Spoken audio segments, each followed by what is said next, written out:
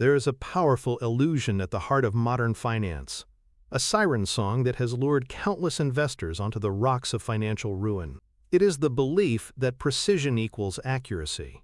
It's the idea that a spreadsheet with 500 rows, projecting earnings out to the third quarter of 2038 and calculating a company's intrinsic value down to the second decimal place, is somehow a more truthful document than a simple observation written on the back of a napkin.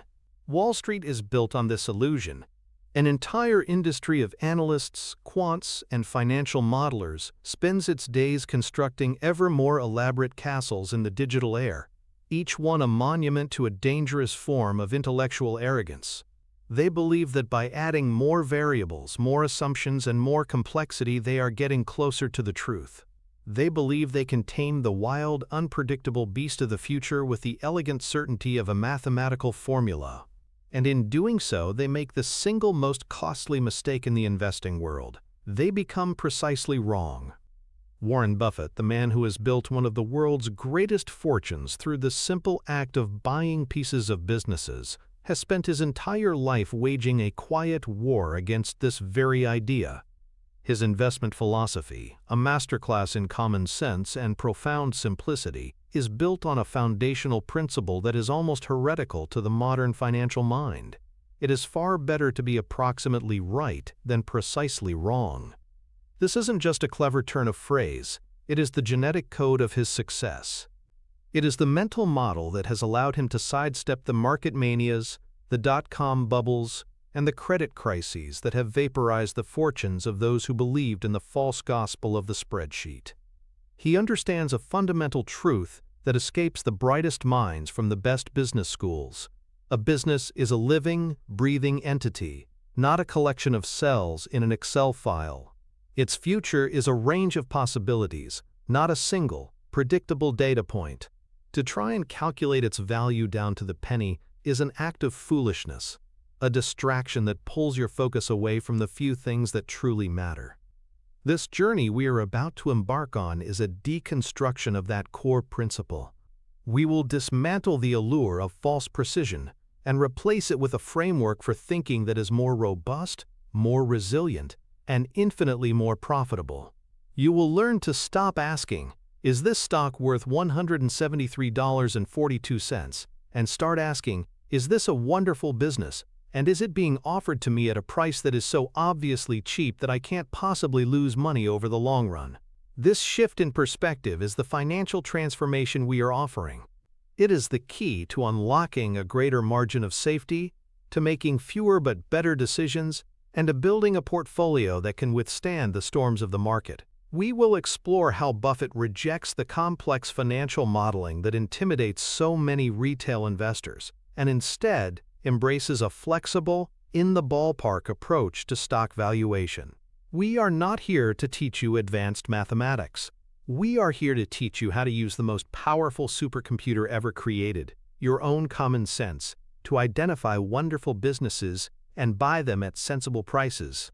This is the Buffett method for being good enough at valuations. A method that recognizes that in the world of investing, the person who insists on perfect, precise knowledge is destined to be left behind by the person who is comfortable with a useful, profitable approximation. Our first step in understanding this powerful philosophy is to witness it in action, to see how the rejection of precise calculation in favor of a broader business wisdom can lead to one of the greatest investment deals of all time. We must travel back to 1972, a time when Warren Buffett and his partner Charlie Munger were faced with a decision that would forever shape the future of Berkshire Hathaway. The company on the table was a beloved California institution, a chocolatier named See's Candies. From the outside, it was a dream business. It had a fanatically loyal customer base, a brand that evoked feelings of nostalgia and quality, and a simple, understandable product. The company was being offered to them by the See family for $30 million. Buffett and Munger, disciplined value investors to their core, went to work. They looked at the tangible assets, the factories, the stores, the inventory. They tallied up the book value, which was around $8 million. They looked at the annual earnings, which were about $2 million after tax. Their initial precise calculations screamed that the price was too high. Paying $30 million for a business with $8 million in tangible assets and $2 million in earnings felt rich. It was a multiple that stretched beyond the rigid, quantitative framework they had learned from their mentor, Benjamin Graham, the father of value investing. A strict Grahamite would have looked at the numbers, concluded that the price offered no margin of safety based on the balance sheet, and walked away without a second thought. And for a moment that is exactly what Buffett and Munger prepared to do. Their models, their spreadsheets, their calculations all pointed to a single precise answer: no. But then something profound happened. They stopped looking at the company as a collection of numbers and started looking at it as a business. They went out and tasted the candy. They observed the long lines of customers at the stores during the holidays. They understood the psychology of the purchase. A man buying a box of C's for his sweetheart wasn't going to switch to a cheaper brand to save $1. He was buying a feeling, a tradition, a guarantee of quality. They realized that the most valuable asset the company possessed wasn't listed anywhere on the balance sheet. It was the brand. It was the name C's Candies and the decades of goodwill stored up in the minds of millions of customers. This intangible asset gave the company incredible pricing power. Every year, they could raise the price of their chocolates just a little bit, and their customers wouldn't just accept it. They would happily pay it. This pricing power was a perpetual cash-generating machine that their initial, precise valuation had completely ignored. The $30 million asking price was still a sticking point. Their financial modeling suggested a lower number, perhaps $25 million. They negotiated, but the C family held firm at $30 million. This was the moment of truth. Would they stick to the precise output of their calculations, or would they trust their broader, approximate understanding of the business's quality? They chose the latter. They overrode the spreadsheet. They paid the $30 million. And what happened next is the stuff of investment legend. Over the decades that followed, C's Candies, the business they almost rejected for being $5 million too expensive, would go on to generate over $2 billion in pre-tax earnings for Berkshire Hathaway, all without requiring significant additional capital investment. It became what Buffett would later call the all-star, a business that just kept giving. The C's Candies story is the foundational anecdote for this entire philosophy. It is the perfect illustration of being approximately right rather than precisely wrong. A precise valuation based on tangible assets would have led them to reject the deal, a multi-billion-dollar error. Their approximate common-sense valuation, which recognized the immense but unquantifiable value of the brand, led them to one of their greatest successes.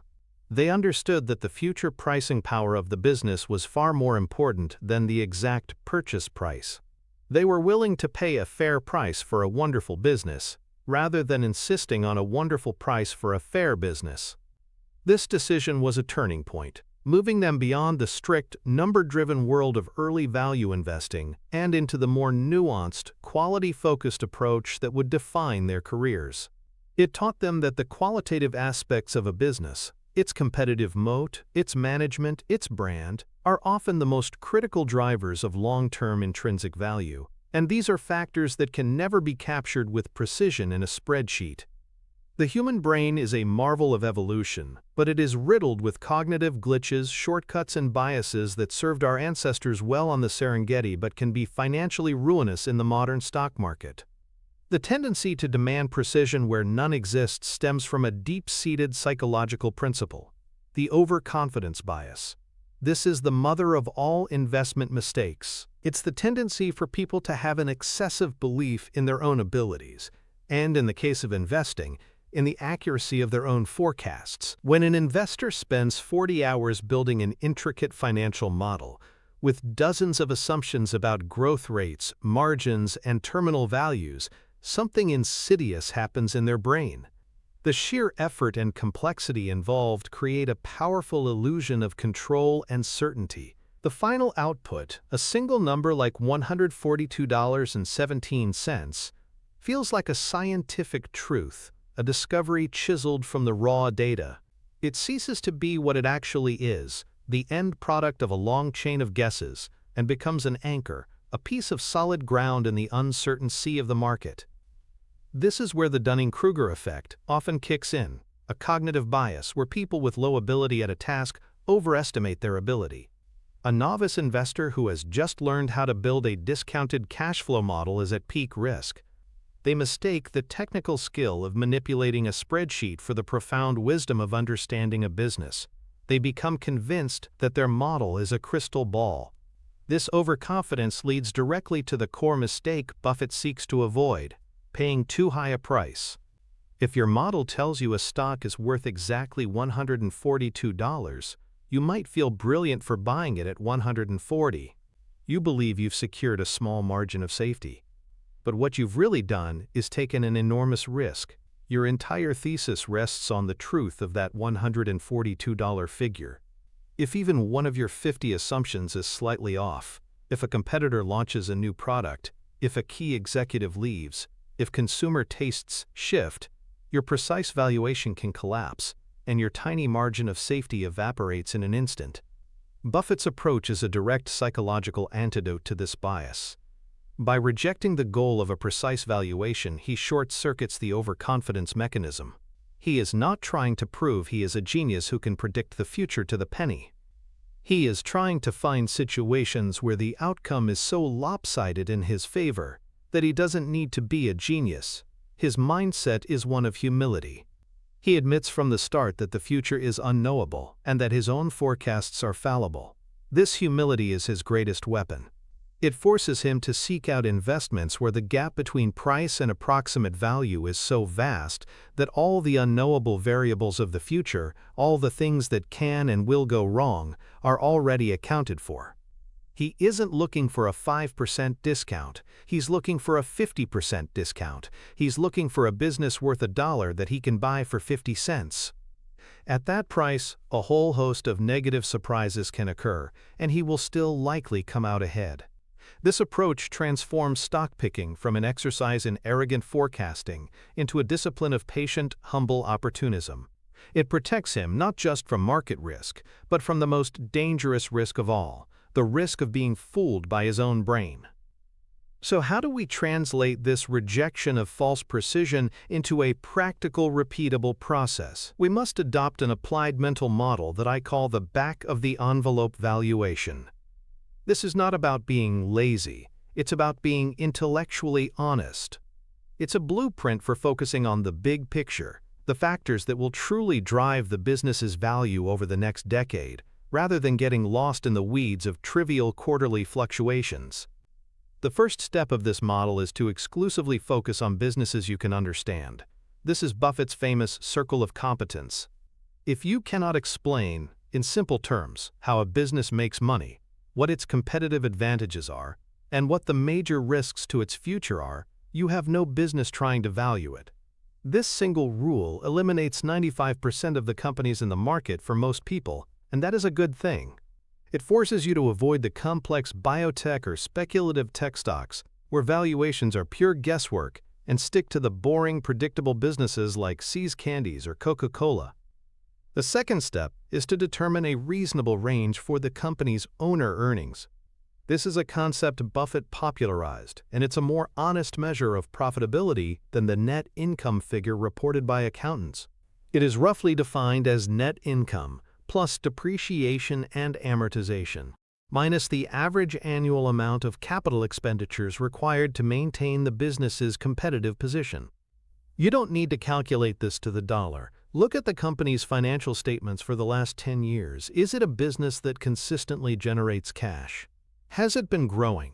What is a conservative, common-sense estimate of the cash this business could generate for its owners over the next 5 to 10 years? Think in broad ranges. This business reliably earns between $1 billion and $1.2 billion a year. That's all you need.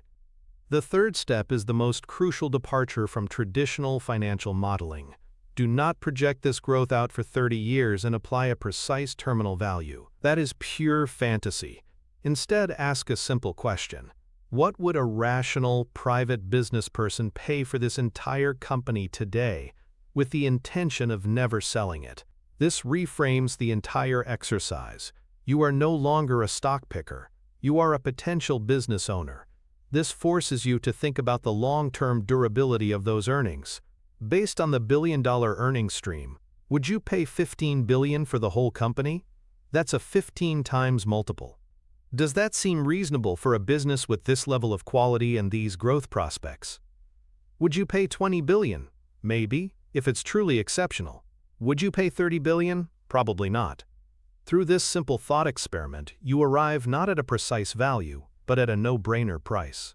You might conclude, I'm not sure if this business is worth $20 billion or $22 billion, but I am absolutely certain it's worth at least $15 billion. That $15 billion figure becomes your conservative estimate of intrinsic value. The final step is to demand a massive discount. You take your conservative valuation, your $15 billion number, and you divide it by the number of shares outstanding to get a per-share value. Let's say it's $100 per share. You do not buy it at 95. You do not buy it at 90. You apply a strict margin of safety, typically 50%. You create a rule for yourself. I will not even consider buying this stock unless it trades at $50 per share. This process is the embodiment of being approximately right. You've admitted you don't know the exact value, but you've established a conservative baseline and then demanded a price so far below that baseline that it provides a cushion for error, bad luck, and the inherent uncertainty of the future. This is how you build a portfolio that is both resilient and poised for significant returns. To truly appreciate the wisdom of Buffett's approach, we must shine a harsh light on its opposite, the path of the 99%. This is the world of the junior investment banker, the retail day trader, and the earnest but misguided MBA student. It is the world of the antithesis, where the illusion of precision reigns supreme. Imagine a young, brilliant analyst at a prestigious Wall Street firm. It's 2 in the morning, the office is bathed in the blue glow of a dozen monitors, and she is on her 4th cup of coffee. She is building the model for a hot technology company that everyone is talking about. Her spreadsheet is a work of art, a symphony of interconnected worksheets, macros, and color-coded cells. She has projected the company's revenue growth, quarter by quarter, for the next 10 years. She has made assumptions about market share in Eastern Europe in 2029. She has debated with her colleagues whether the company's beta should be 1.25 or 1.28. She has built sensitivity analyses that show how the stock price changes if interest rates move by 0.25%. After 100 hours of work, the model spits out its answer. The intrinsic value of the company is $212.50 per share. The stock is currently trading at $205. A buy recommendation is issued. The firm's clients pile in, feeling secure in the knowledge that this recommendation is backed by one of the most sophisticated and detailed financial models ever created. But what has actually happened here? The analyst has not discovered a hidden truth. She has merely codified her own biases and 100 unsupported guesses into a formal-looking document. Her model is a house of cards built on a foundation of sand. The assumption that the company can grow its revenue at 30% per year for a decade is not a fact. It is a hope. The precise margin assumptions are not analysis. They are speculation. The entire edifice of her valuation rests on a future that is fundamentally unknowable. The disaster comes when reality inevitably diverges from the spreadsheet. A competitor releases a better product. The economy enters a recession. The company's vaunted growth slows from 30% to 10%. Suddenly, the assumptions that underpinned that $212 valuation are revealed to be wildly optimistic. The model is updated with the new, more realistic numbers, and it now spits out a value of $70. The stock price collapses. The clients who bought at $205 are wiped out. They were precisely wrong. They fell victim to what the great investor Seth Klarman calls the false comfort of numbers. The precision of the analyst's model gave them a misleading sense of confidence, blinding them to the enormous risks they were taking. They mistook a complex process for a correct one. This is the path most investors take, chasing the fleeting certainty of a single number.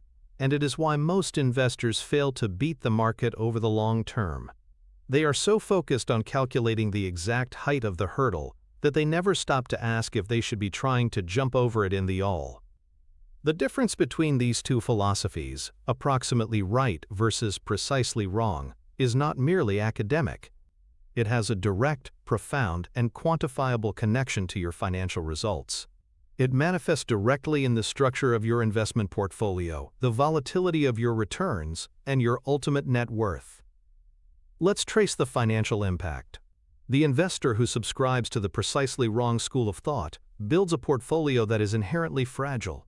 Because their models produce very specific price targets, they often end up buying popular, fast-growing companies that are trading at or very near what their models suggest is fair value. They might buy a great company, but they pay a price that leaves no room for error. Their portfolio is a high-wire act. It requires everything to go perfectly according to the multi-year forecast. The direct financial consequence is extreme volatility and the risk of catastrophic loss. When one of their key assumptions proves false, their high-priced stocks can fall by 50, 70, or even 90%. They are perpetually exposed, with no shock absorber to protect them from the unexpected. Their balance sheet is a ticking time bomb. Now consider the investor who embraces the approximately right framework. Their portfolio looks completely different. It is not filled with the hottest stocks of the day. It is filled with durable, cash-generating businesses that were purchased during periods of market pessimism or neglect. The direct financial connection here is the concept of the margin of safety, translating into a tangible asset on their personal balance sheet. When they buy a stock valued conservatively at $100 for a price of $50, they are essentially receiving $50 of business value for free. This creates a powerful asymmetry in their returns. If they are right about the business's long-term prospects, the stock price could double or triple as it moves towards its intrinsic value. If they are wrong, and the business is only worth $70, they still have a buffer. Their downside is protected. This structure leads to a portfolio with lower volatility and more consistent, predictable returns. They experience fewer gut-wrenching drawdowns and are less likely to panic sell at market bottoms. Furthermore, this approach directly impacts cash flow. By focusing on established, profitable companies, their portfolio is more likely to be filled with businesses that pay dividends. This provides a steady stream of income that can be reinvested, creating a powerful compounding effect that the speculator in profitless growth stocks can only dream of. Over a lifetime, the financial difference is staggering. The precisely wrong investor might have a few spectacular wins, but these are often offset by devastating losses. Their path is a roller coaster of fear and greed. The approximately right investor, on the other hand, follows a slower, steadier, and ultimately far more certain path to financial freedom. Their wealth is not built on daring forecasts, but on the simple, powerful arithmetic of buying good assets for less than they are worth. The first pillar, the rejection of false precision, is the philosophical foundation. It clears the mind of clutter and prepares it for a new way of thinking. But it naturally begs the question, if we are not spending our time building complex models, what should we be doing instead? The answer leads us to the second fundamental pillar of the Buffett method, the relentless search for one-foot hurdles. This is one of Buffett's most famous and evocative metaphors. He has often said, "I don't look to jump over 7-foot bars. I look around for 1-foot bars that I can step over." This single idea is a radical departure from the prevailing Wall Street ethos, which lionizes the analyst who can successfully predict the future of a complex, rapidly changing industry. The world of high finance is obsessed with 7-foot bars. They are trying to identify the next Amazon, the winner of the gene editing revolution, or the company that will dominate artificial intelligence in 2040. These are intellectually stimulating challenges, and for the few who get them right, the rewards can be enormous. But they are also fields where the range of possible outcomes is immense, and the probability of being right is vanishingly small. Attempting to value these businesses is not investing, it is high-stakes speculation. Buffett's approach is the complete opposite. He actively avoids the 7-foot hurdles. He is not trying to be a hero, he is trying to get rich. And he understands that the surest way to get rich is to consistently and repeatedly step over one-foot hurdles. A one-foot hurdle is an investment opportunity where the analysis is simple, the outcome is highly probable, and the potential for permanent loss is minimal. These are not necessarily boring businesses, but they are almost always understandable businesses facing a temporary, solvable problem that has scared away the precise investors. The search for one-foot hurdles fundamentally reorients the investment process. You stop screening for companies with the highest potential growth rates and start screening for companies with the biggest disconnect between their current market price and their obvious, durable business value. Your primary tool is no longer the spreadsheet, but a well-honed sense of business judgment and a willingness to be greedy when others are fearful. This pillar is about shifting your focus from prediction to recognition, recognizing a great business that has been temporarily mispriced by a panicky or short-sighted market. Perhaps no story better illustrates this principle than Buffett's investment in American Express in the mid-1960s. It is a masterclass in stepping over a one-foot hurdle that the rest of the market perceived as an insurmountable wall. The crisis began in 1963 with a company called Allied Crude Vegetable Oil Refining Company, a major customer of a subsidiary of American Express that was in the warehousing business.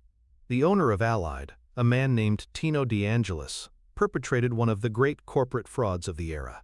He convinced American Express's warehouse inspectors that his giant storage tanks were full of valuable salad oil, which he then used as collateral for massive loans. In reality, most of the tanks were filled with seawater, with only a thin layer of oil floating on top. When the fraud was discovered, Allied Crude collapsed, leaving its lenders, including American Express, on the hook for what was then an astronomical sum, over $60 million. Wall Street panicked. The name American Express, once a bastion of financial probity, was now associated with a massive, embarrassing fraud. Analysts, armed with their precise models, went to work. They tried to calculate the exact liability, the potential lawsuits, and the damage to the brand. The numbers were terrifying. The stock price was decimated, falling nearly 50% in a matter of months. The consensus view was that the company's very survival was in question. This was the 7-foot hurdle that most investors saw, a complex web of legal liabilities and reputational damage that was impossible to quantify precisely. But Warren Buffett saw something different. He saw a 1-foot hurdle. He reasoned that the core businesses of American Express, its travelers' checks, and its credit card business, had absolutely nothing to do with a fraudulent vegetable oil company. The crucial question for him was not the size of the liability, but whether the scandal had damaged the public's trust in the American Express brand. So he did what the Wall Street analysts, glued to their stock tickers, would never dream of doing. He got up from his desk and did his own research. He went to restaurants and travel agencies. He talked to clerks and customers. He would ask them, "Are you still accepting American Express travelers' checks? Are you seeing any drop-off in the use of the credit card?" The answer was a resounding and universal no. People simply didn't connect the salad oil scandal with the trusted piece of plastic in their wallet or the travelers' checks they used on vacation. The brand, the true source of the company's value, was completely intact. Armed with this on-the-ground knowledge, he did some simple, back-of-the-envelope math.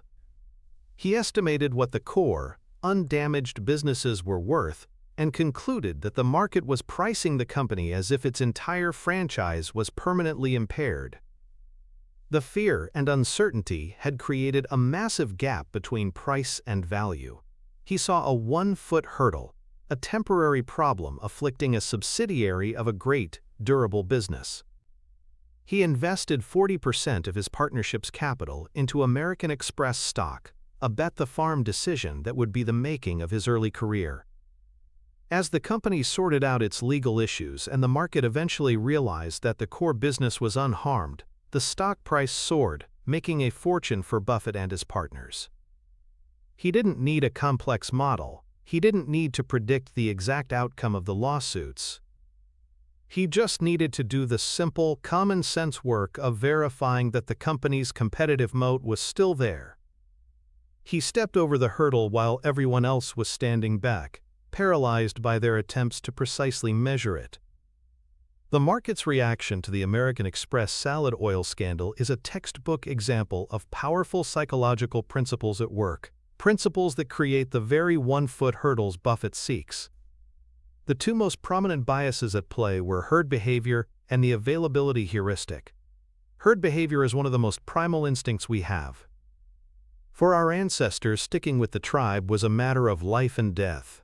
Being cast out meant certain doom.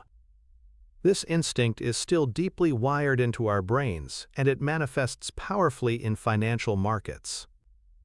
When a stock starts to plummet on scary news, the instinct is not to analyze the situation rationally, but to sell immediately, because everyone else is selling. The pain of seeing your stock fall while others are getting out is intense, and the desire to rejoin the safety of the herd is overwhelming. In the case of American Express, the herd of Wall Street analysts and investors saw the stock falling and rushed for the exits, creating a self-reinforcing spiral of panic. Each seller confirmed the decision of the others, and no one wanted to be the last one holding the bag. Compounding this was the availability heuristic. This is a mental shortcut where our brains judge the likelihood of an event based on how easily examples of it come to mind. The salad oil scandal was front-page news. It was vivid, shocking, and easy to recall. The story was everywhere.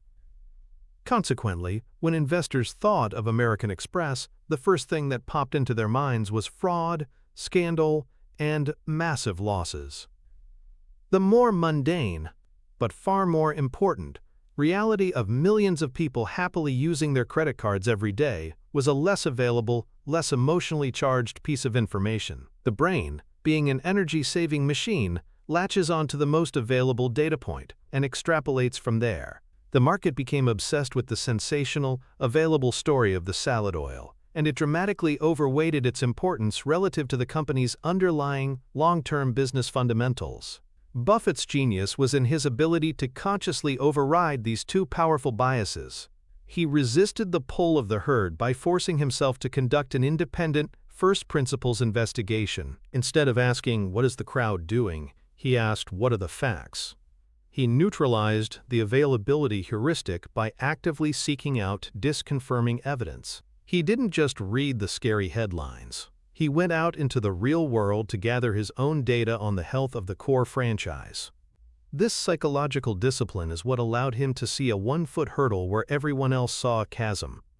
He understood that the greatest investment opportunities are born not from complex analysis, but from the simple act of being rational when the rest of the world is temporarily gripped by fear and irrationality. To systematically find these one-foot hurdles, we need an applied mental model that moves us away from the desk and into the real world. This is the scuttlebutt or investigative journalist method of investing, a term popularized by the legendary investor Philip Fisher and enthusiastically adopted by Buffett.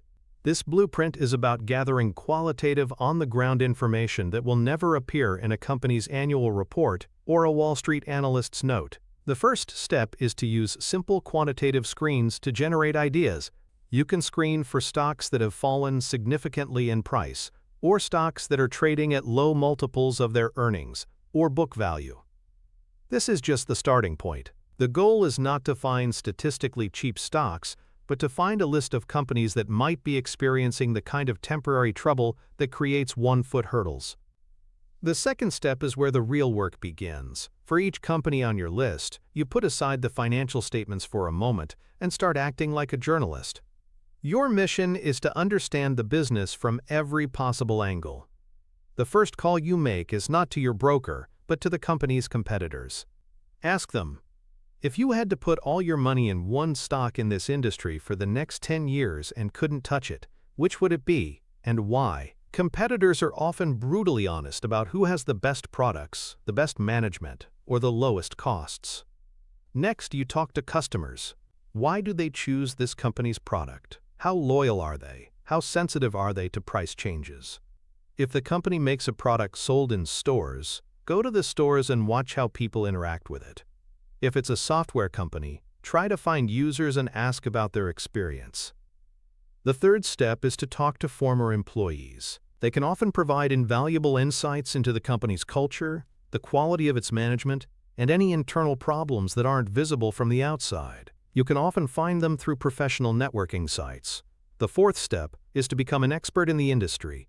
Read the trade journals, not just the mainstream financial press. Trade journals are written for industry insiders and are filled with details about competitive dynamics, technological shifts, and supply chain issues that are critical to understanding a company's long-term prospects.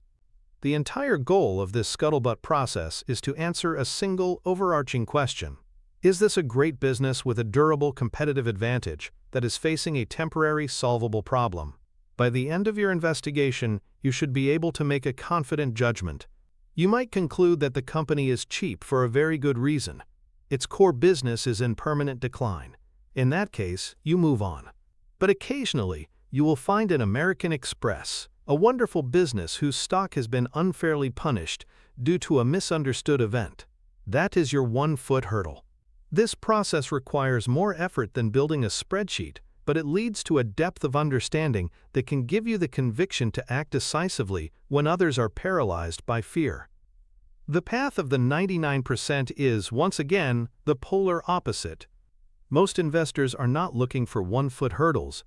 They are actively seeking out the highest, most difficult hurdles they can find.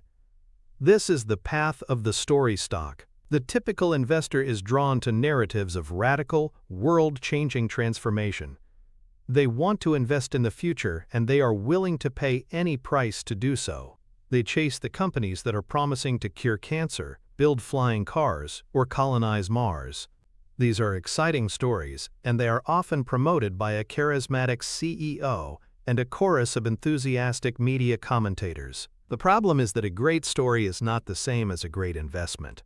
The investor on this path becomes so captivated by the potential future that they completely ignore the present reality. They buy companies with no earnings, no profits, and sometimes no revenue, justifying their decision with complex-looking charts that project exponential growth far into the future. They are not investing in a business.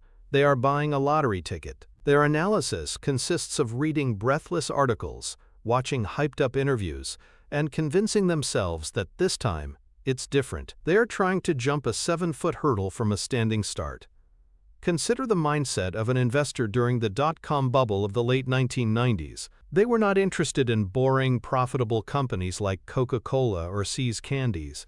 They wanted to own a piece of the internet revolution. They bought companies like Pets.com, a company that was losing money on every sale but had a great Super Bowl commercial. They didn't need to do any scuttlebutt. The story was all that mattered. The price they paid was irrelevant because the company was going to change the world. They built elaborate narratives to justify paying billions of dollars for companies that had never earned a dime.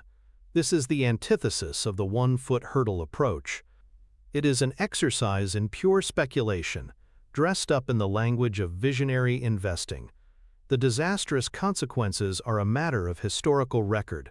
When the narrative broke, and the market started to demand that these companies actually make money, their stock prices collapsed by 99%. Fortunes were wiped out. The people who tried to jump the 7-foot hurdles ended up with broken portfolios. They ignored Buffett's simple wisdom.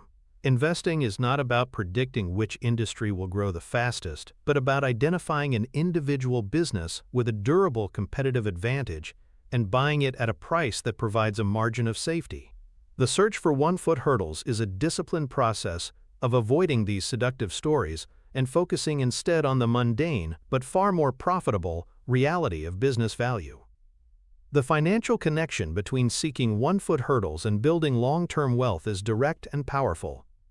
It fundamentally changes the risk and reward profile of your investment portfolio. The investor who chases 7-foot story stocks is making a series of bets with what is known as negative asymmetry. Their potential upside might be large, but their probability of success is very small, and their potential downside is a near-total loss of capital. It's a strategy of buying lottery tickets. Most will be worthless, and they need one massive winner just to break even. This is an exhausting and inefficient way to build wealth. The investor who focuses on 1-foot hurdles, however, is constructing a portfolio with quote, positive asymmetry. When you buy a wonderful, durable business during a period of temporary trouble at a 50% discount to its intrinsic value, you are setting yourself up for a heads I win, tails I don't lose much scenario. Let's quantify this. Imagine you identify a great business that you conservatively value at $100 per share. Due to some market panic, you are able to buy it at $50. What are the possible outcomes? Scenario 1. You are right. The temporary problem gets resolved, the market comes to its senses, and the stock price eventually reflects its true value of $100. You've doubled your money. If the business continues to grow, your returns could be even higher. Scenario 2. You are partially right. The business is good, but not as great as you thought.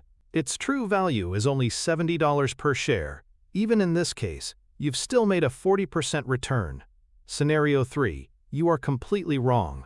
The business's problems are worse than you imagined, and its value falls to $40 per share. In this worst-case scenario, you've lost 20% of your investment. Compare this to the story stock investor who buys a speculative company at $50, hoping it will go to $500.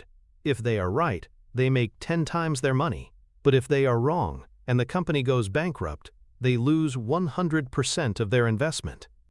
The one-foot hurdle approach creates a portfolio that is designed to survive errors in judgment. It generates wealth not through brilliant, high-risk bets, but through a series of prudent, high-probability investments.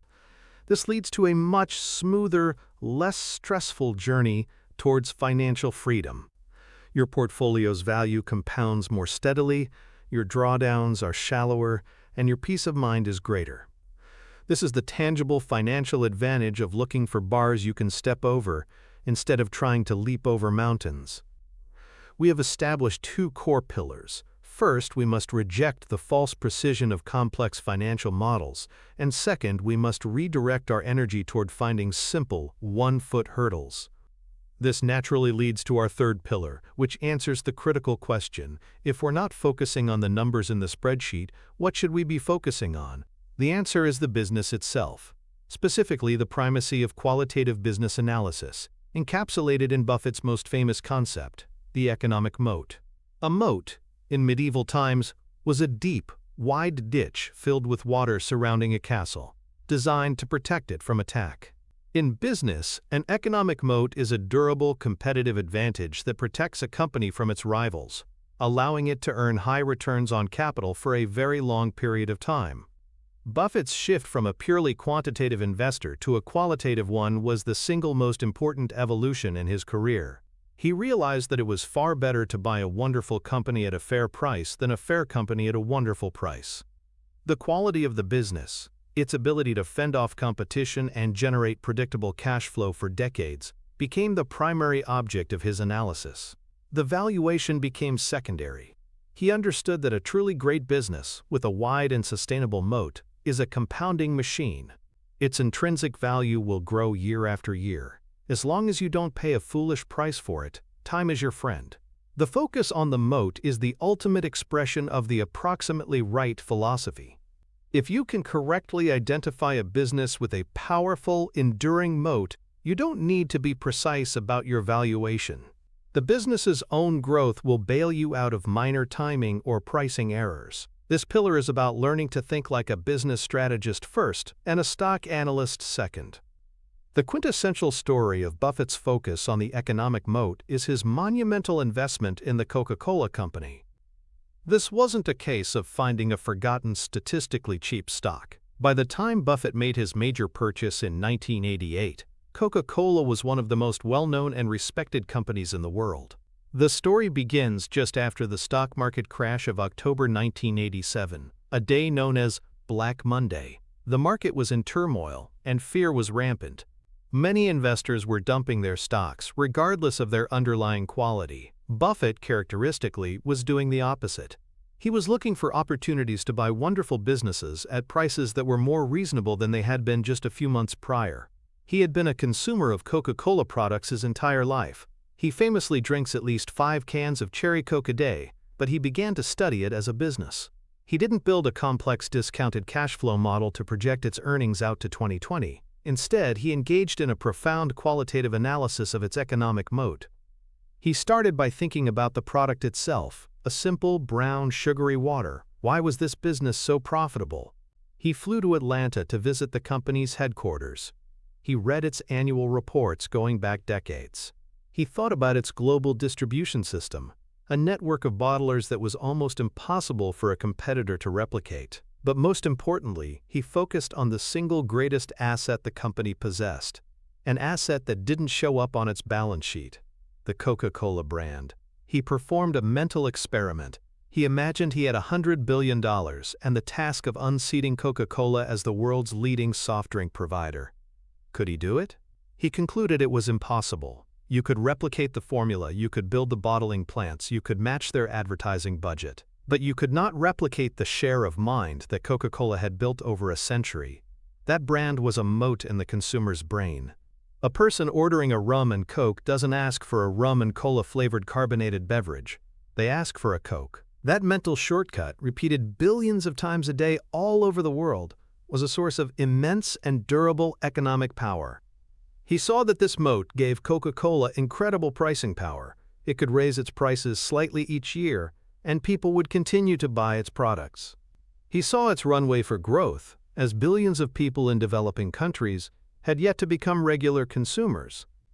He concluded that Coca-Cola was one of the most magnificent business franchises on earth, and the temporary market panic had given him a chance to buy it at a fair, if not stunningly cheap, price. Between 1988 and 1989, Berkshire Hathaway invested over $1 billion to acquire a significant stake in the company. Many on Wall Street were skeptical. They saw a mature, slow-growing company and thought Buffett was overpaying. They were focused on the precise, short-term numbers. Buffett was focused on the approximate, long-term power of the moat.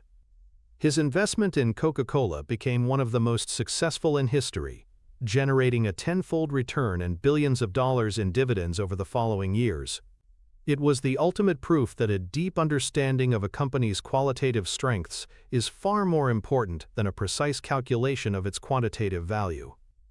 The power of an economic moat like Coca-Cola's is not just a business phenomenon, it is deeply rooted in human psychology. The underlying principle that makes moats so effective is a combination of the endowment effect and brand loyalty, which are powerful cognitive biases. The endowment effect is our tendency to ascribe more value to things simply because we own them or are familiar with them. Brands exploit this masterfully. Over time, through advertising, positive experiences, and cultural osmosis, a brand like Coca-Cola ceases to be just a product. It becomes our drink. It's associated with holidays, celebrations, and moments of happiness. It becomes part of our personal history and identity. This sense of psychological ownership makes us far less likely to switch to a competitor, even if that competitor offers a similar product at a slightly lower price. The brand has created a switching cost that is not financial, but emotional. Brand loyalty is the behavioral manifestation of this effect. It is a mental shortcut that saves us time and cognitive energy. We live in a world with an overwhelming number of choices. If we had to rationally evaluate every single purchase decision every day, we would be paralyzed. Brands are a way for our brains to simplify the world. When you're thirsty, instead of researching all available beverages, your brain takes a shortcut. Coke is familiar, reliable, and I've enjoyed it before. I'll just get that. This loyalty, repeated across billions of people, creates an incredibly predictable stream of revenue for the company. It is the foundation of Coca-Cola's pricing power. They know that this psychological loyalty gives them permission to nudge up their prices without losing their customer base. Buffett's focus on moats is, therefore, a direct application of behavioral science. He is not just analyzing business strategies, he is identifying companies that have successfully embedded themselves into the very wiring of the human brain. These are the businesses that are most likely to survive and thrive over the long run, because their competitive advantage is not based on a temporary technological edge or a low-cost position that can be easily replicated. It is based on the enduring and often irrational quirks of human psychology. Understanding this principle is key to learning how to spot the truly great, moat-protected businesses. To operationalize the search for moats, we need an applied mental model, a practical checklist that can help us identify and categorize a company's durable competitive advantages. While every business is unique, most powerful economic moats fall into one of four major categories. The Durable Competitive Advantage Checklist is a tool to guide your qualitative analysis. The first category is intangible assets. This is where a brand like Coca-Cola fits. It also includes patents, which give a pharmaceutical company a legal monopoly on a drug for a number of years, and government licenses, which might give a utility company or a television station exclusive rights to operate in a certain area. When analyzing a company, ask, does it possess a brand, patent, or license that allows it to charge a premium price or prevents competitors from entering its market? The second category is switching costs. This is a powerful moat that exists when it is too expensive, time-consuming, or risky for a customer to switch from one provider to another. Think about the bank where you have your checking account. Switching to a new bank that offers a slightly better interest rate would be a massive headache. You'd have to change your direct deposit, your automatic bill payments, and all your saved payment information. The switching cost is high, so you stay put. Enterprise software companies are masters of this moat. Once a large corporation has built its entire workflow around software from a company like Microsoft or Oracle, the cost and risk of switching to a new system are astronomical. Ask, would it be a significant pain for this company's customers to leave them for a rival? The third category is the network effect. This is one of the most powerful moats of the digital age. A network effect exists when a product or service becomes more valuable as more people use it. The classic example is a telephone network. One telephone is useless. A network of 1 billion telephones is incredibly valuable. Social media platforms like Facebook, credit card companies like Visa and MasterCard, and online marketplaces like eBay all benefit from powerful network effects. Each new user makes the service better for all the other users, creating a virtuous cycle that is extremely difficult for a new competitor to break into. Ask, does this product or service become more valuable to each user as the total number of users grows?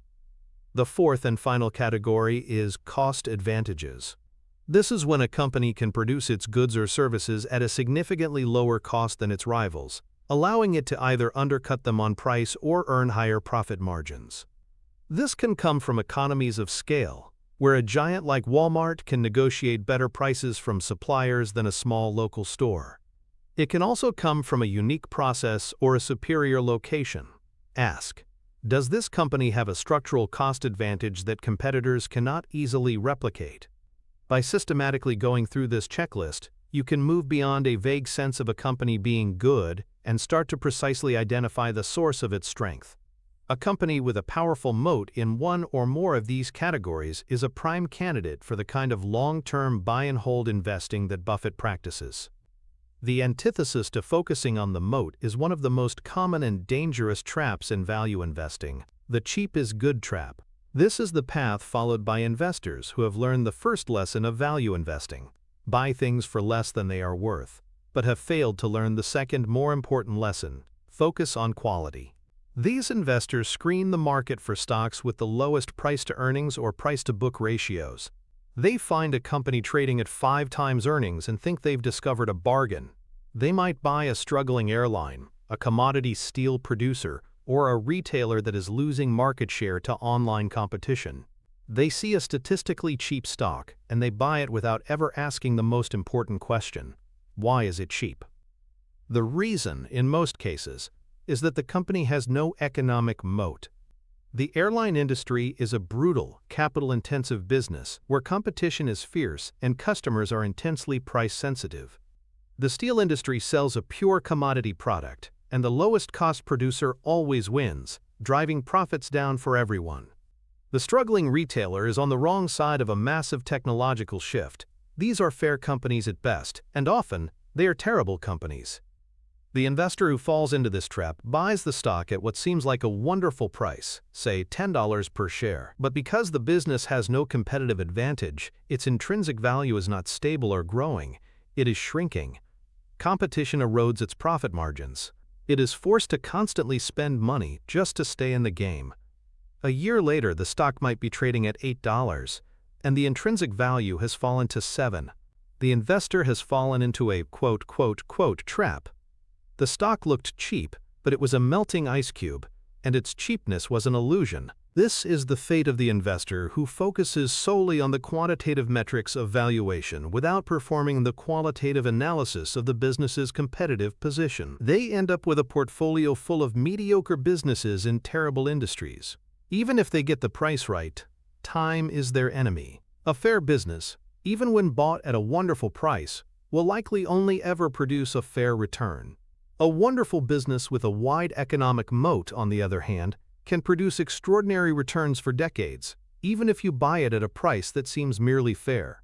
This is the profound mistake that the moat-focused investor avoids. The direct financial connection between focusing on a company's economic moat and your portfolio's performance is the magic of long-term compounding.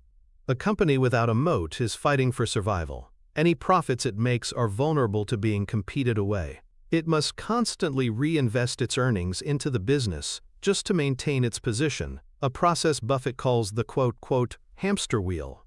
These companies rarely have excess cash to return to shareholders in the form of dividends or buybacks.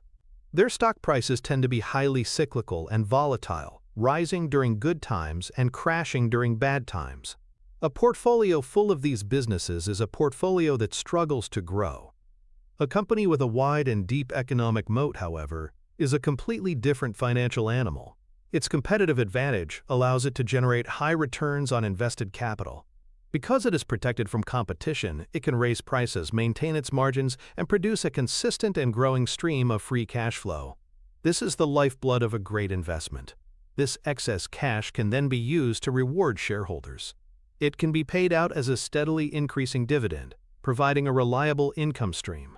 Or, the company can use it to buy back its own stock, which increases each remaining shareholder's ownership stake in the business and boosts earnings per share.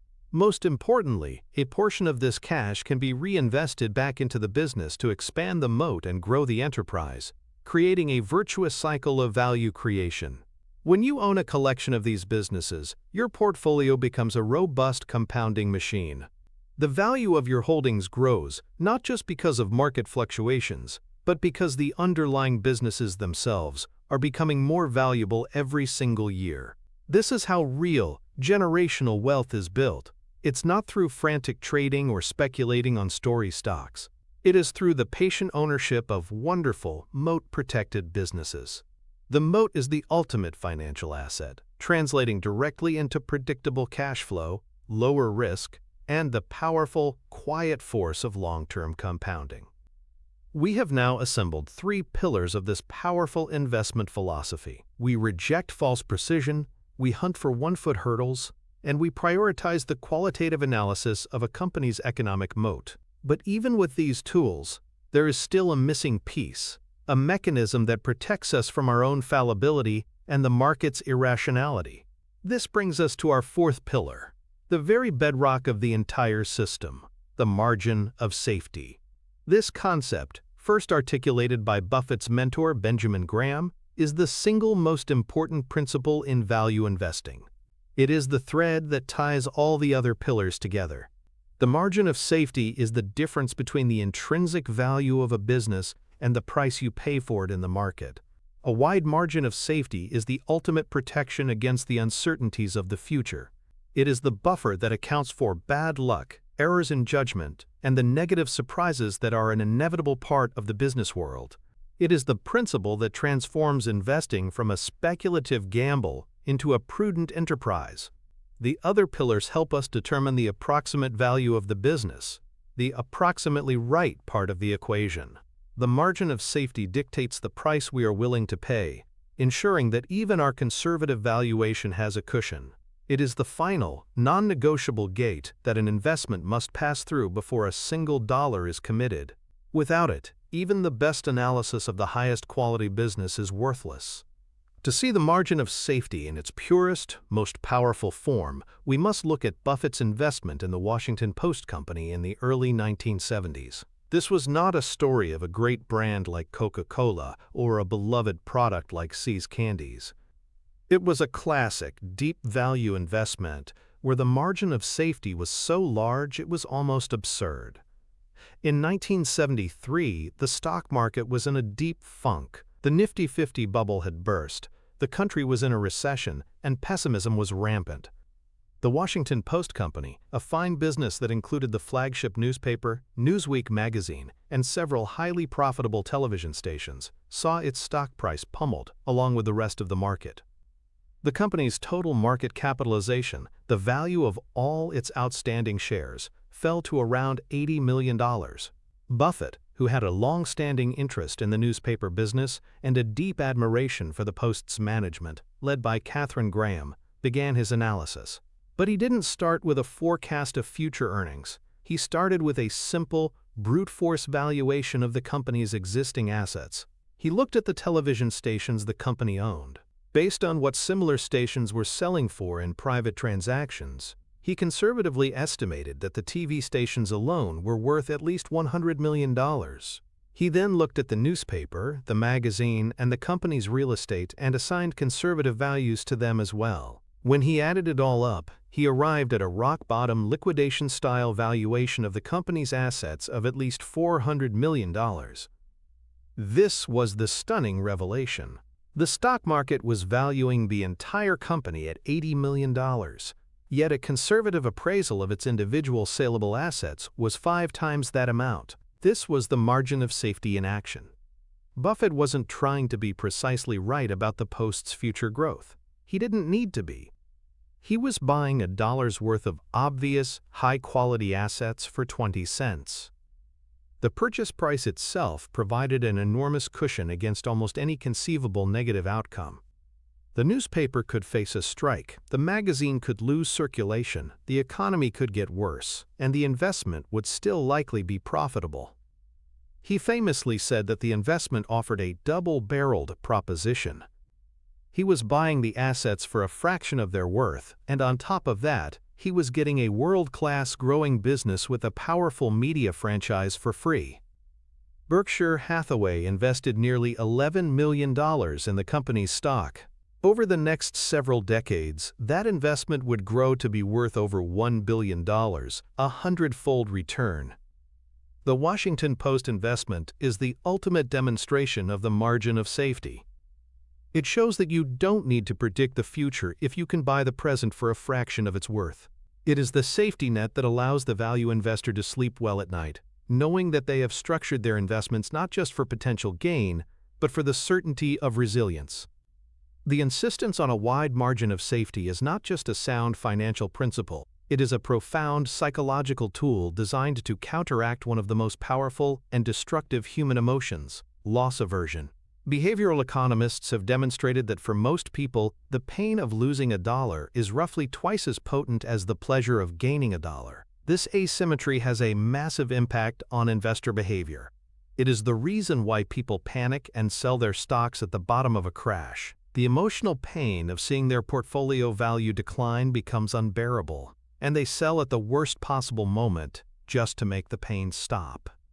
It is also why many people are too scared to invest in the first place, preferring the perceived safety of cash, even though inflation erodes its value over time. The margin of safety is a preemptive strike against the destructive power of loss aversion. By consciously and deliberately building a large cushion into every investment you make, you are fundamentally altering the psychological dynamics of ownership. When you buy a stock with a 50% margin of safety, you are engineering a situation where the probability of a large, permanent loss of capital is significantly reduced. You know that the business could underperform your expectations, the market could fall, and bad news could strike, and you would still likely be okay. This knowledge acts as a psychological ballast. It gives you the emotional fortitude to hold on during periods of market turmoil. While others who paid full price for their stocks are panicking as the market drops 20%, you can remain calm, knowing that your entry price already accounted for the possibility of things going wrong. In fact, it allows you to reframe a market crash from a source of fear into a source of opportunity. If you bought a great business at 50 cents on the dollar and the market panic now allows you to buy more at 30 cents on the dollar, you are not scared, you are excited. The margin of safety, therefore, does more than just protect your capital, it protects your sanity. It is the mechanism that allows you to adhere to Buffett's first 2 rules of investing. Rule number 1, never lose money. Rule number 2, never forget rule number 1.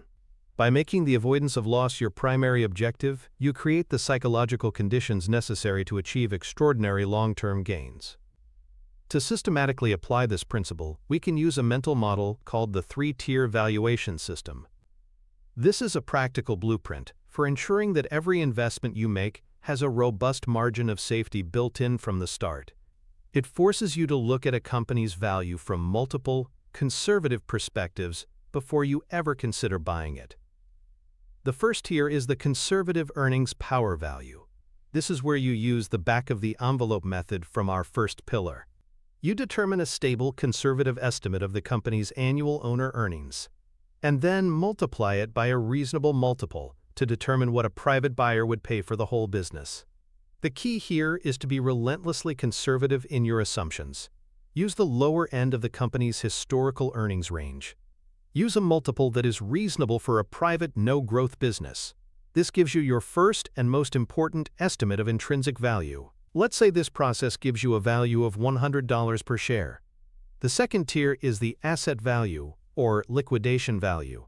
This is the Washington Post approach. Here, you ignore the company's earnings entirely and focus only on its balance sheet. You go through the assets line by line and try to determine their realistic saleable value in the open market.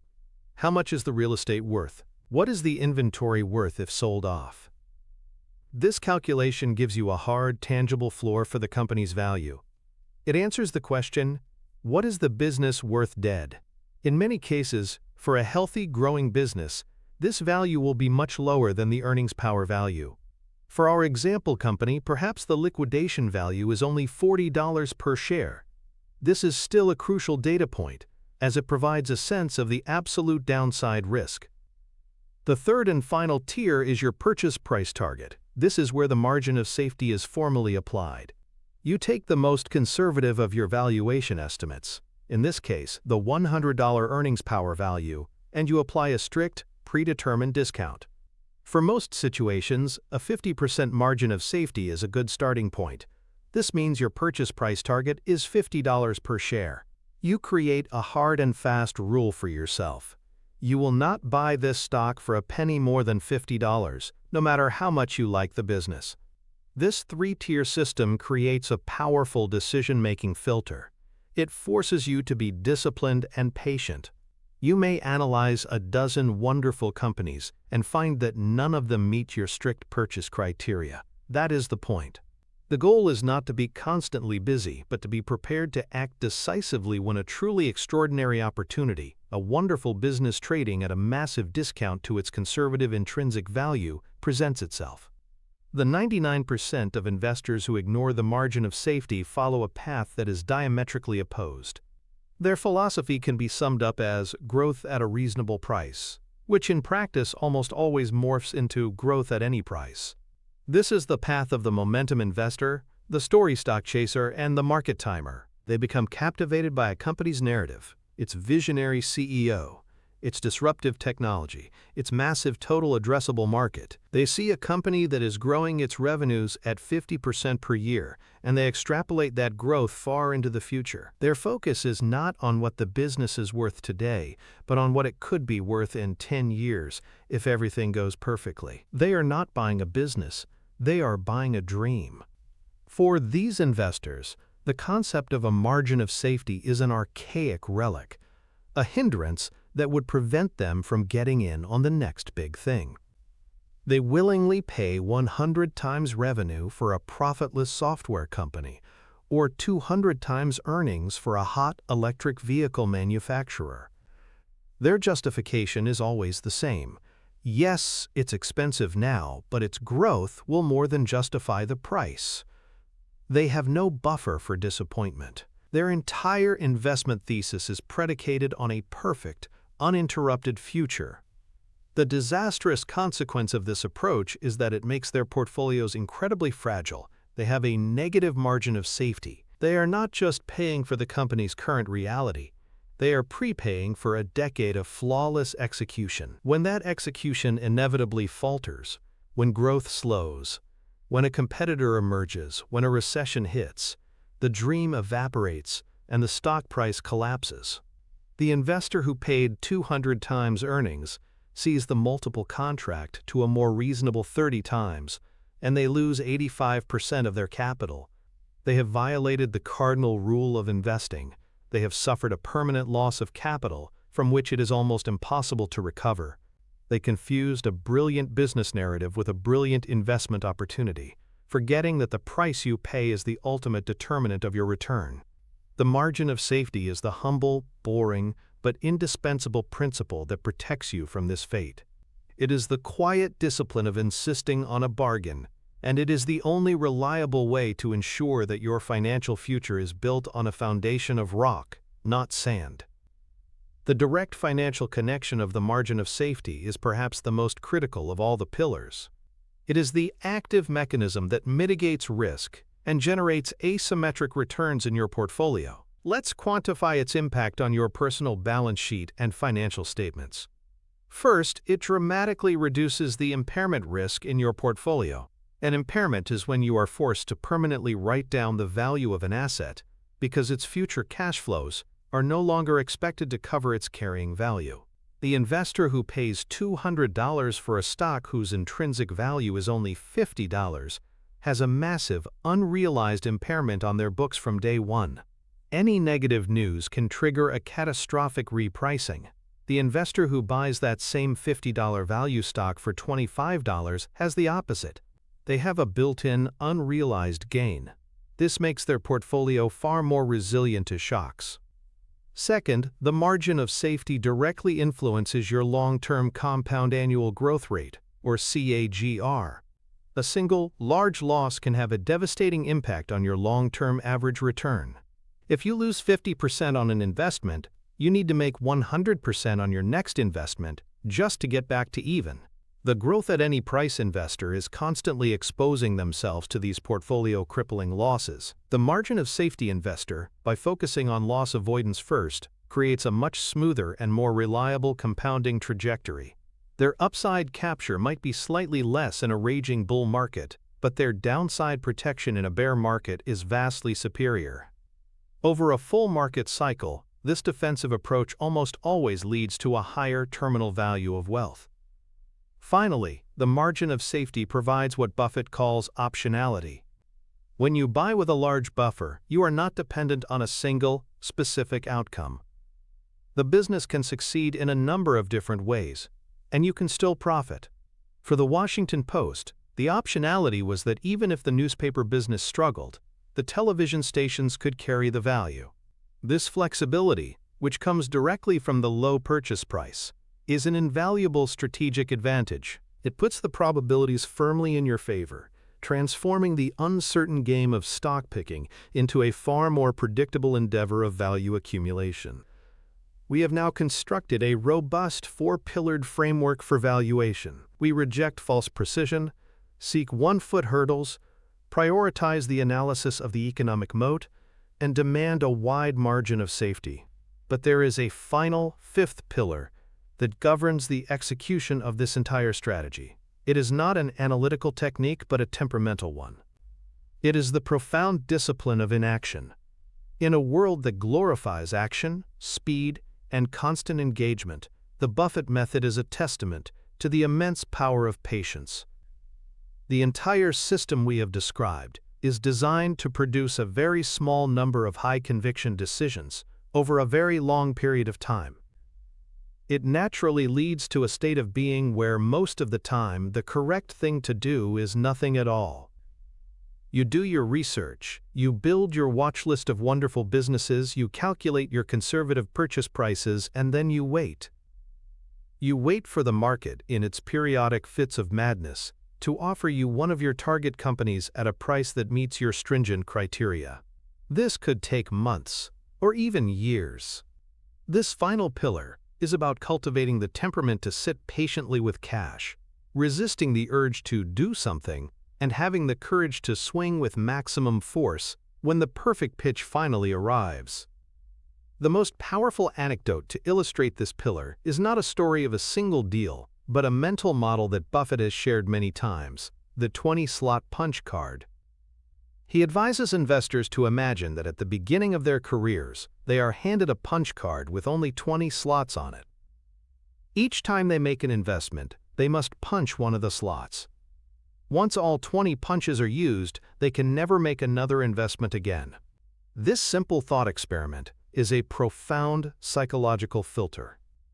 If you knew you only had 20 decisions to make in your entire life, would you squander one on a speculative, half-baked idea?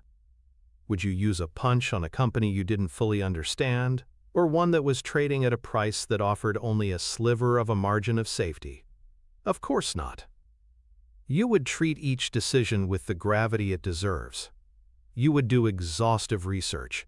You would wait for an opportunity that was as close to a sure thing as possible. You would make only your very best ideas, the A-plus opportunities, eligible for one of your precious punches. This mental model forces you to raise your standards to an almost impossibly high level.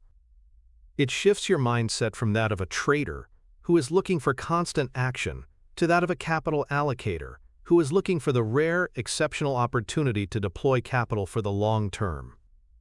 This is precisely how Buffett and Munger have operated Berkshire Hathaway for half a century. They do not feel compelled to invest their cash just because it is sitting there. In fact, they are famous for holding enormous cash reserves, sometimes exceeding $100 billion, for years on end when they do not see any opportunities that meet their strict criteria. They are perfectly content to do nothing, to earn a pittance on their treasury bills, and to wait patiently for the fat pitch. Then, when a crisis hits, like the financial crisis of 2008 or the market panic in early 2020, and the market is serving up wonderful businesses at ludicrously cheap prices, they step up to the plate and swing with the full force of their accumulated capital. The 20-slot punch card is not a literal rule, but it is the ultimate expression of the discipline required to execute a value investing strategy. It is the final governor on the engine, ensuring that a sound analytical framework is not squandered by an impatient and undisciplined temperament. The psychological principle that this pillar is designed to combat is one of the most pervasive and destructive in all of human decision-making: the action bias. Humans have an innate preference for action over inaction, even when inaction is the more rational course. In ambiguous situations, we feel a powerful compulsion to do something. This bias likely has evolutionary roots. For our ancestors, if you heard a rustle in the bushes, it was generally a better survival strategy to run action than to stand still and analyze the situation, inaction. The cost of a false positive, running from the wind, was low, while the cost of a false negative, standing still for a lion, was catastrophic. But in the modern world of investing, this instinct is completely backward. The cost of a false positive, making a bad investment because you felt you had to do something, can be devastating to your wealth. The cost of a false negative, missing out on a mediocre opportunity, is zero. The financial world is a massive engine designed to exploit our action bias. The constant stream of breaking news, the up-to-the-second stock quotes, the endless commentary from analysts, it all creates a sense of urgency, a feeling that you must act now or be left behind. Brokerage firms make money when you trade, not when you sit still. The entire industry is incentivized to make you feel that patient, long-term ownership is a sucker's game. Buffett's philosophy of inaction is a conscious and deliberate rebellion against this pressure. He understands that his greatest advantage is not in having more information or a faster computer, but in having a superior temperament.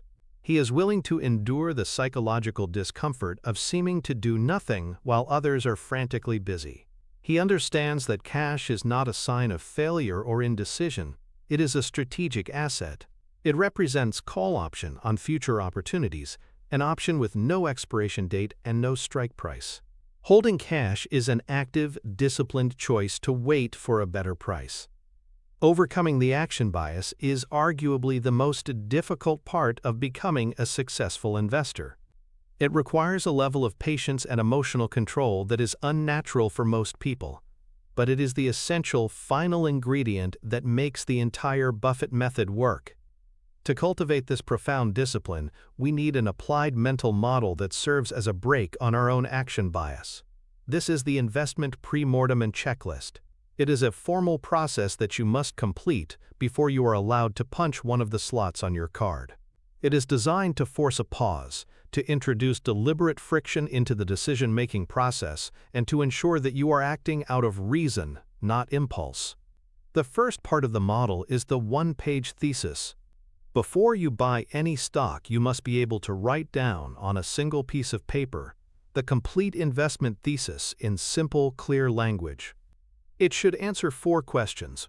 What is the business and what is its moat? Who is the management and are they trustworthy? What is a conservative estimate of its intrinsic value?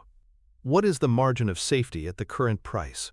If you cannot articulate your thesis this simply, you do not understand the investment well enough to make it. The second and most powerful part of the model is the pre-mortem. This technique, developed by psychologist Gary Klein, involves imagining that it is 1 year in the future and your investment has been a complete disaster. The stock is down 50%. Now write a detailed story of what happened. Why did it fail? Was the competition tougher than you thought? Did the management make a terrible acquisition? Was there a technological shift you missed? This exercise is incredibly effective at surfacing risks that your own confirmation bias might be hiding from you. It forces you to actively seek out reasons why you might be wrong. The third part is the formal checklist. This is your final gate. It should be a list of your core investment principles. Did you stay within your circle of competence? Is there a durable economic moat? Is the balance sheet strong? Is management both skilled and honest? Did you demand a sufficient margin of safety? Is this an idea you would be willing to put 10% of your net worth into? You must be able to honestly and enthusiastically check yes to every single item on your list. If there is any hesitation, any no, the default action is to do nothing. This entire process, the one-page thesis, the pre-mortem and the checklist, is designed to slow you down. It makes action difficult and inaction easy. It is the practical system for enforcing the discipline of the 20-slot punch card and ensuring that you swing only at the pitches that are right in your sweet spot. The path of the 99% is a world of hyper-action. It is the world of the day trader and the financial news junkie. This investor wakes up in the morning and immediately turns on CNBC to see which way the pre-market futures are pointing. Their screen is a dizzying array of flashing green and red numbers. They are in a constant state of low-grade anxiety, feeling that they are always one step behind the market. They listen to a pundit recommend a stock, and they immediately pull up their brokerage app to buy a few shares, fearing they might miss the move. An hour later, another expert on a different channel says to sell that very same stock, and they sell it, crystallizing a small loss. They read a headline about a company beating its quarterly earnings estimate by a penny, and they pile in, believing they have some sort of edge. They are constantly tinkering with their portfolio, selling last week's winners to buy this week's hot new thing. Their investing strategy is not a strategy at all. It is a series of impulsive reactions to random noise. They believe that being a successful investor means being busy. They mistake activity for achievement. This approach is not only financially ruinous, it is emotionally exhausting. It is a life sentence of being chained to the stock ticker, your mood rising and falling with the meaningless squiggles on a chart. The consequences are predictable and devastating. The high transaction costs from constant trading eat away at their returns. They pay far more in taxes, as they are constantly realizing short-term capital gains instead of letting their investments compound tax-deferred over the long term. But most importantly, the quality of their decision-making is abysmal. By reacting to every piece of news and every market gyration, they are perpetually buying high out of greed and selling low out of fear. They are the market's patsies, providing the liquidity for the patient, disciplined investors who are sitting on the other side of the trade, waiting for them to make a mistake. This is the antithesis of the calm, selective, and profoundly patient approach of the true value investor. It is the path of the amateur, and it is a guaranteed route to financial mediocrity. The direct financial connection of the discipline of inaction is perhaps the most counterintuitive, but also one of the most powerful. It impacts your bottom line in two crucial ways: cost reduction and performance enhancement. First, let's consider the tangible financial benefit of dramatically reducing your activity. Every time you buy or sell a stock, you incur costs. There might be commission fees, but more importantly, there is the bid-ask spread, which is a hidden cost you pay every time you trade. Furthermore, frequent trading has massive tax implications. In the United States, investments held for less than a year are taxed at your ordinary income tax rate, which can be much higher than the preferential long-term capital gains rate. An investor who holds their investments for many years defers these taxes, allowing their entire pre-tax investment to compound for much longer. A simple reduction in activity can add several percentage points to your annualized return over a lifetime, a difference that translates into hundreds of thousands or even millions of dollars in your final net worth. The second and more profound financial connection is the improvement in the quality of your decisions. The 20-slot punch card forces you to concentrate your capital into your very best ideas. The typical hyperactive investor might have a portfolio of 50 or 100 stocks that they know very little about. This is what Buffett calls a diversification. It's a collection of mediocrity that is destined to produce a mediocre return. The patient investor, on the other hand, will build a portfolio of maybe 10 to 20 businesses that they have studied exhaustively and bought with a massive margin of safety. This concentration in high-quality, undervalued assets is the key to truly beating the market over the long term. Your 20th best idea will never be as good as your best idea. By forcing yourself to be inactive until a truly great opportunity comes along, you dramatically increase your portfolio's exposure to your own best thinking. This combination of lower costs, greater tax efficiency, and higher quality decision-making is the ultimate financial payoff of the discipline of inaction. It is the final, crucial link in the chain, transforming a sound analytical method into a complete and devastatingly effective system for lifelong wealth creation.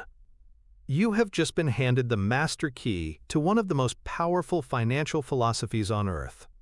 You have journeyed through the 5 fundamental pillars that underpin Warren Buffett's approach to valuation, and in doing so, you have acquired a new way of seeing the world of business and investing. You no longer need to fear the spreadsheet or the analyst with their complex, intimidating models. You have learned to replace the illusion of precision with the power of profound common sense. You now understand that the goal is not to be precisely wrong, but to be approximately right. You know how to hunt for the one-foot hurdles the market provides, how to identify the durable economic moats that protect a great business, how to demand the margin of safety that protects your capital, and how to cultivate the profound discipline of inaction that allows the entire system to work. This is more than just information. It is a complete operating system for rational decision-making in an irrational world. But what we've just installed is a powerful operating system for times what to buy. It's one crucial gear in a much larger machine. Knowing a good business isn't enough if you don't understand the psychological forces that cause the market to offer you that business at a foolish price. Understanding the size company is only half the battle. The other half is understanding the size crowd. The framework you've just mastered allows you to calculate what a business is worth. But the greatest fortunes are made by understanding why the market so often gets that calculation wrong. The principles of valuation are the engine, but the principles of market temperament are the steering wheel. And the video that is now on your screen is the next part of that map. It's the link that connects the what to the when. It is the missing piece that shows you how to harness the market's madness instead of becoming its victim. It explains the psychological landscape of bubbles and crashes and how to position yourself to profit from the predictable irrationality of others. Many will stop here, content with this single tool. But for those who are serious, for those who see this not as entertainment but as the architecture of their future, the path continues. The choice to click is not about watching another video. It is a declaration that you are building your complete mental arsenal. Continue your ascent.